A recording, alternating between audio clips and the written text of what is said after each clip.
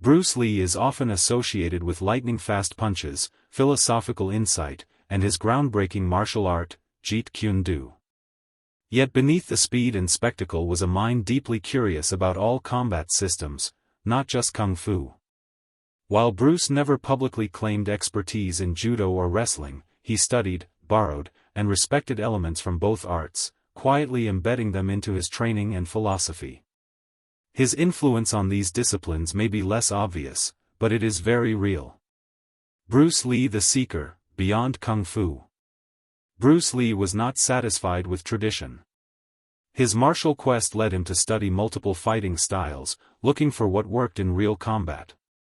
He believed that truth in fighting could only be found through testing, adaptation, and efficiency.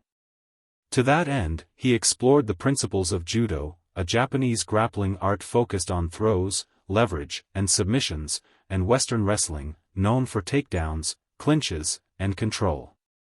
Training in grappling arts.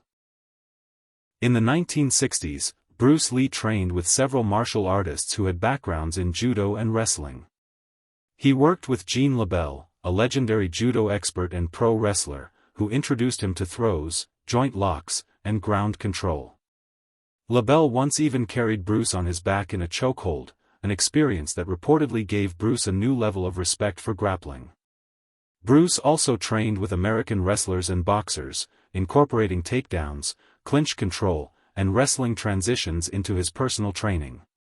He saw that striking alone wasn't enough, you had to know how to survive on the ground.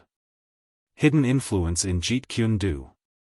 Although Jeet Kune Do is often seen as a striking system, Bruce Lee designed it to be total combat, including striking, grappling, trapping, and groundwork. His notes and writings reveal that he practiced judo hip throws and sweeps, wrestling-style takedowns and sprawls, ground escapes and submissions.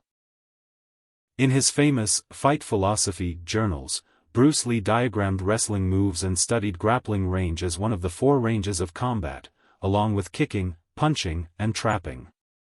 This 4-range system would later inspire MMA pioneers, many of whom credit Bruce as the father of mixed martial arts.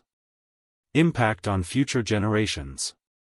Bruce Lee's recognition of wrestling and judo as essential to a complete fighter helped legitimize grappling arts at a time when many traditional martial artists dismissed them. He didn't just blend East and West, he fused stand-up and ground fighting, a concept that would become core to modern MMA decades later. His philosophy influenced martial artists like Dan Inosanto, Joe Louis, and even UFC founders, who saw in Bruce's work a blueprint for real-world fighting that included wrestling, judo, and more.